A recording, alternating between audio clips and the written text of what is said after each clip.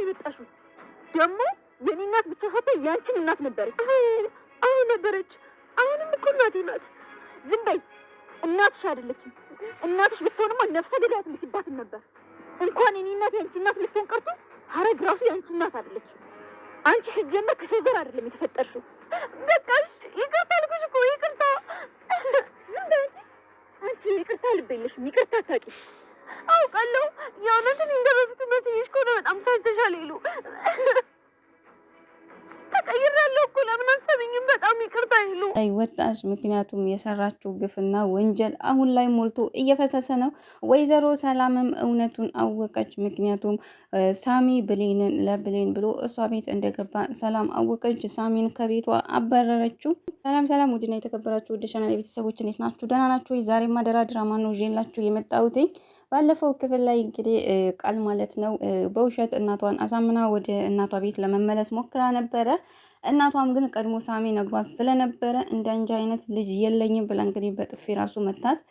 ወደ ቤቴ ልገቢ አልፈቅድልሽም፣ አንቺ ልጅ አይደለሽም ብላ ነበር የሄደችው።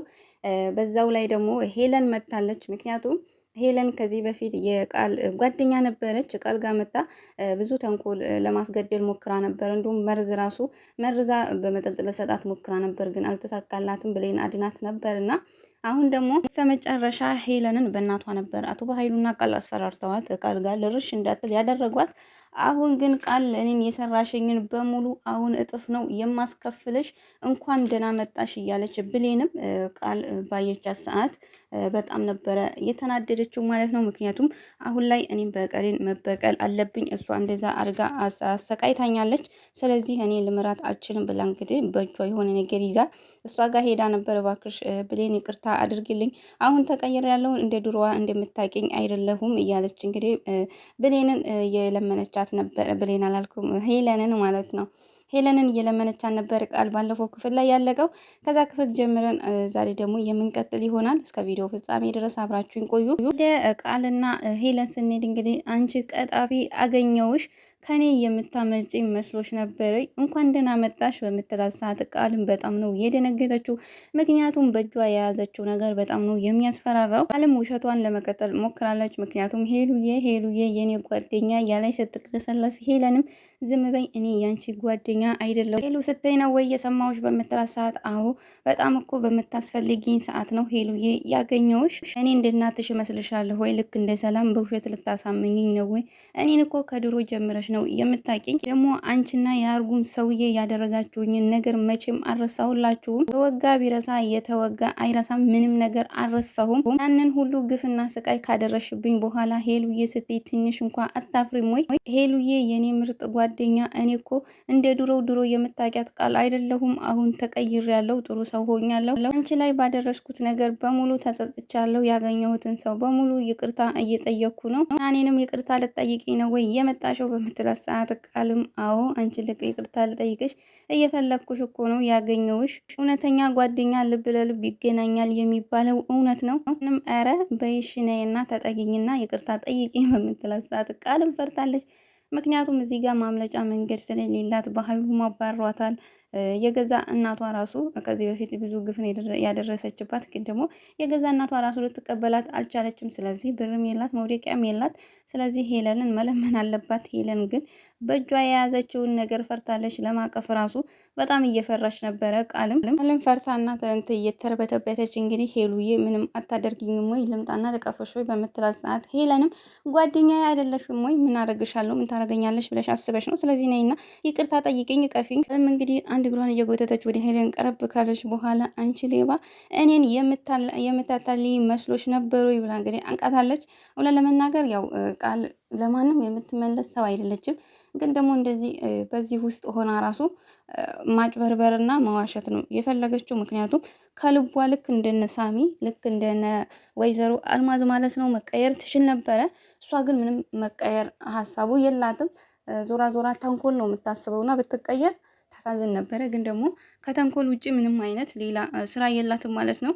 አሁንም ከዚህ ካለችበት ቦታ ብሌንንና ሳሚን ወይም ደግሞ ወይዘሮ ሰላምን ማለት ነው እነሱ ለመበቀል ነው የምታስበው። ግን አሁን ካለችበት ቦታ በጭራሽ የምትወጣ አትመስልም። ምክንያቱም ሄለን ራሱ ጸጉሯን እንደጨምድዳ እንደያዘቻት ከዚህ በፊት ፈላጭ ቆራጭ ቃል ነበረች። አሁን ግን በጣም ጥሩ ስራ ነው የሰራችው። ቃልን እንግዲህ አሁን ላይ ጥሩ ቅጣት ነው ልቅጣሽ የምፈልገው። ስለዚህ እቀጣሻለሁ። አሁን ዋጋሽን የምትቀበይበት ጊዜ ነው። ስለዚህ ልብስሽን እወስደዋለሁ በምትላት ሰዓት ቃልም ልብሴን ከወሰድሽው ምን ለብሳለሁ? ያለኝ እኮ ልብስ ይሄ ብቻ ነው ብላታለች ማለት ነው።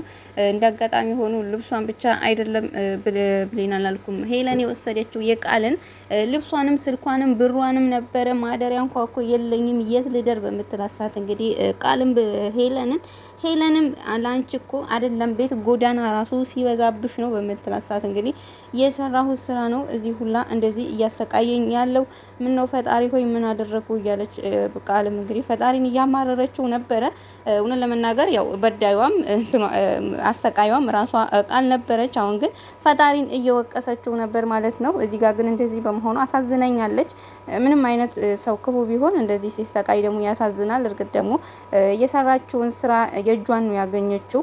ሰው ጥሩም ሰራ መጥፎም ሰራ ለራሱ ነው የሚቀመጠውና ሁላችሁንም እንደበደልኩ ገብቶኛል። እባክሽ ይሄ አሁን ያደረግሽኝ አይበቃሽም ወይ? ይበቃኛል።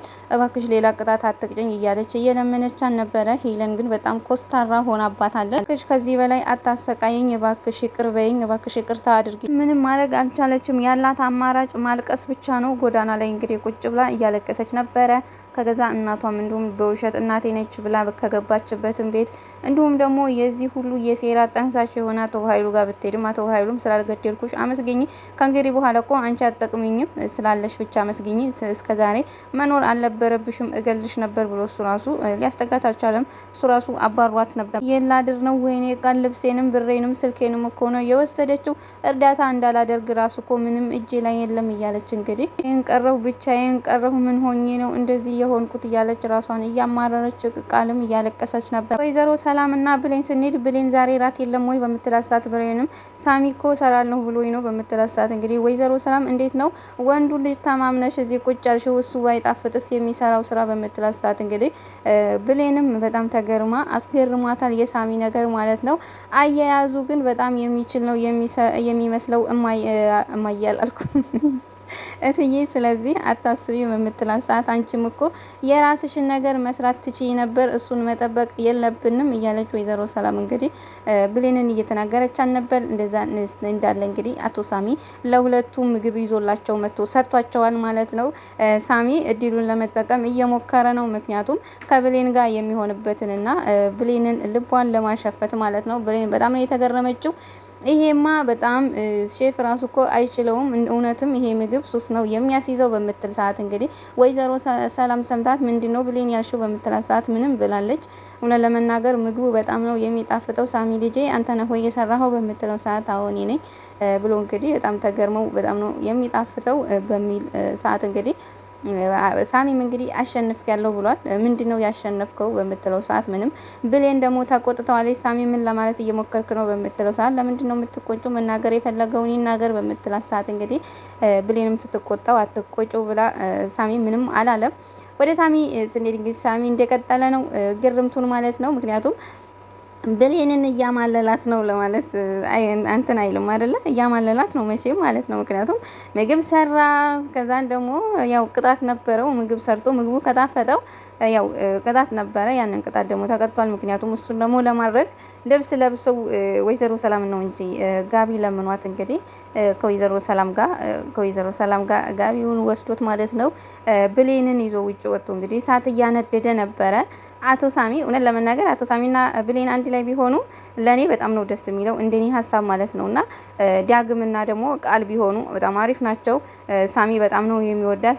ብሌን ራሱ በዚሁ ከቀጠለች ወደ ሳሚ መጠቅለሏ አይቀርም ማለት ነው። ምክንያቱም በጣም እየተገረመችና ምክንያቱም ባለፈው ላይ ሳሚ ቸኮሌት ገዝቶ ሰጥቷት ነበርና ለምንድን ነው ዳግም ሳልነግረው የሚያስፈልገኝን አይቶኝ የማይረዳኝ ሳሚ ግን እኮ እየገዛልኝ ነው ዳግም አይወደኝም ማለት ነው ወይ ብላ እንግዲህ ጥርጣሬ ተፈጥሮባት ነበረ።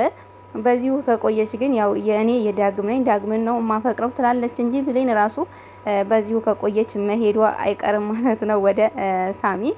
ሳሚና ቃል አላልኩም፣ ሳሚና ብሌን አንድ ላይ ሆኖ ሳሚና ብሌንም እንግዲህ ውጪ እሳት እየሞቁ በነበረበት ሰዓት ብሌን የብርድ በሽታ አለብኝ እኮ በጣም እየበረደኝ ነው ብሎ እንግዲህ አጋጣሚውን ተጠቅሟል። ጋቢውን አንድ ላይ ለብሰውት እንግዲህ እንደዚህ በቅርብ ሲያዩሽ ደግሞ እንዴት ነው የምታምሪው፣ በጣም እኮ ነው የምታምሪው እያለ እንግዲህ ሊያሽኮረመማት እየፈለገ ነበረ። ብሌንም እንግዲህ አደርገዋለሁ ተሰጥቶኝ ነው መታደል ነው ብለዋለች። እውነትም መታደል ብሎ